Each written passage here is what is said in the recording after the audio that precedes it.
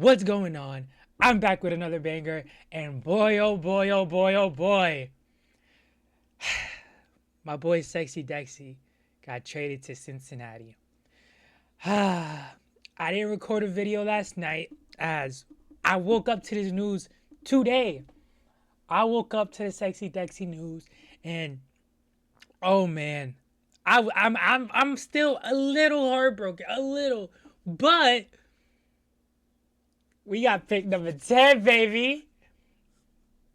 For those who don't know, who's new around here, Dexter Lawrence has just been traded to the Cincinnati Bengals for pick 10, straight up. I saw the last time that a top 10 pick has been given up for a player straight up was Randy Moss, the Raiders. That's crazy. And that was like, what, 2007? But, man, oh man. This is a surprise to me. I was hearing from sources that Dexter Lawrence was he was gonna be gone by like draft night. He was gone. And then the report came out like that day of him and the Giants side is done. He wasn't happy with ownership, the way they treated players in the past. Understandably so. Our GM's a little bit of but he wanted his new pay raise. He didn't want to be a Giant. And we got a much bigger hole. Well, hole when it was just one pick. But we got a lot more value than I thought we were going to get. I was thinking at best we were getting a late first for Dexter. Maybe max of like 27, 20-ish, like late 20s range to the 30 range. I feel like that was the best we were going to get. So to be able to get pick 10 from the Bengals, if you're the Giants, if you're a Giants fan, you're walking away smiling. I know I'm happy. I mean, of course, we did lose arguably our best defensive player, arguably our second best player on the roster. So that does hurt, especially when we were just, turning that corner as a young team with our new head coach, floor raiser, and John Harbaugh. And our defense, we're about to add more additions to it, build it out. So it hurts we're going to lose our best D tackle at a position we're already really weak at. So I'm interested in how the Giants attack that in the draft. Whether it be we need nose tackle, we need a 5 tech, 3 tech, we need anything really. So that is interesting. But we got pick 10. And for both sides, I think this is a win-win trade. From what I'm hearing, Cincinnati just wasn't happy with what they were going to be able to pull from at pick 10.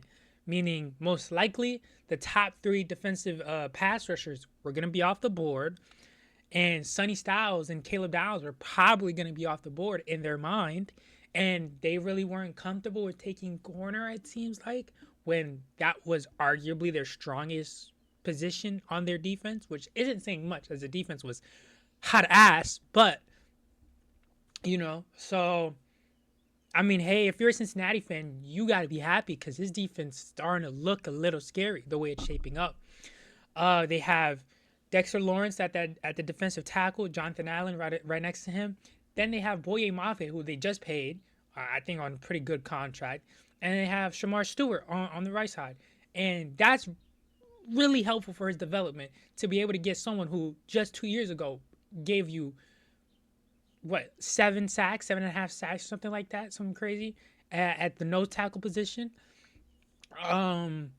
And you got that cornerback room that you're confident in. It seems like that linebacker room. Towards the end of last season, they were looking much better, the 2 rookies. But I think with having a more mature defensive line and a competent secondary behind you, to have your linebackers going to year 2 with all this offseason progression, played through all the games they started, they're going to have a lot more confidence instilled within them as, Sexy Dexy's a good locker room presence for the young rooks. So honestly, if I'm Cincinnati, I'm not mad I gave up that pick because we weren't really going to get shit we wanted anyways. So let's just trade it for a player who not only will come and be our best defensive player on a team that desperately needed defense. We got him on a friendly contract for 2 years, and then that 3rd year we pay him real money. But you're in a win now scenario. And after you it's looking like that Shamar Stewart pick wasn't that good. Do you really want to risk it again with the lackluster pick? And then the Joe Burrow dynasty, well, Joe Burrow era is looking to close because, after last season, it looks like he was just about to be out of there. Um, but man, I think this is a win-win trade. I'm super sad to see Sexy Dex go, but I now wonder, as the Giants, what do you do in the draft with pick 5 and 10? What is the game plan? I'm seeing a lot on Twitter of combinations of Caleb Downs, Sonny Styles, or a Sonny Styles Tyson, or a Tate Downs, something of that sort between those four players of Tyson, Downs, Sonny, and Tate. Combination of those two with pick 5 and 10, which I think would be insane if the Giants are somehow to be able to pull off a Sonny Downs. Genuinely. I don't think Carnell Tate is going to be a Giant, if I'm being honest. What I'm hearing, it just looks like if they don't pick him at 5, he's not going to be there at 10. And I just don't think they pick him at 5. I think they're more like infatuated with Sonny Styles Downs, and I think they view Tyson as a better receiver, which I'm not saying that they're wrong for that. It's just more injury concerns and things of that nature is what pushes him down the board. So it's probably between those three players at play for 5 and 10 combined.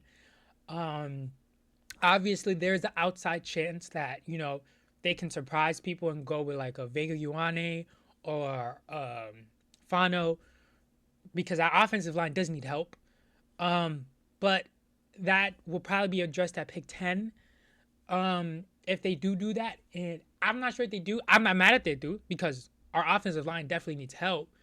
I mean, it's really Andrew Thomas and friends. Jermaine Illuminor had a good season at right tackle, but even then he was just had surgery or something of the sorts. And Andrew Thomas is never healthy. He misses like a third of his games. So having offensive line assistance there is helpful for a coach who has made it very clear he likes to build through the trenches. So I won't be surprised if we go offensive line with their 10th pick. But for our 5th pick, I feel like it's looking locked to be defense. After we just lost our best defensive player, we want to help shore up that defense. And towards the back of the second, since we don't have a third, we got to use our second wisely. If we don't go offensive in the first 2 rounds in terms of offensive line, we're going to go it in second with rather it be a Chase Besantis or Pregnon or something of the sorts. And if we don't do that and we do like there's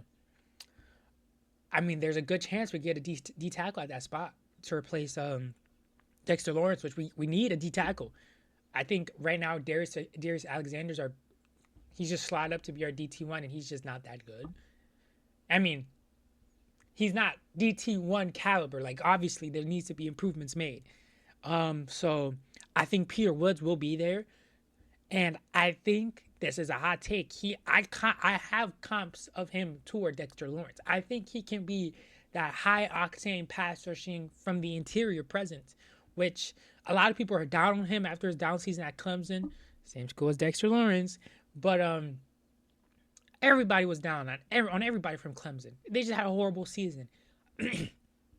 I think if they're able to come away with a combination of Sonny Styles at 5, Downs at 10, and a Peter Woods at what pick they have, 36 or something like that. They're top of the second. Wow. Obviously, they're neglecting the offensive line. But if I'm saying I can get these 3 players, who Peter Woods was ranked number 1 on my big board going into this into the summer, and Caleb Downs and Sonny Styles, who are arguably top 10, top 5 players in the class. Some can say they're 1 and 2. I'm not one of those people, but they're pretty high in the class. If you're able to walk with 3 amazing defensive prospects, oh my God, and just say, hey, we can get ourselves a guard later in the draft. I mean, we just signed the terrorist Falele, so he could play. I mean, if he played for the Ravens, Arbo, he can play for you, right? But anyways, I'm excited for this. This is a win-win for both sides, honestly. If I'm Cincinnati, I'm happy. If I'm a Giants fan, I'm happier. We got pick 10. And with that being said, I'll catch you on the next one. Like and subscribe. Peace.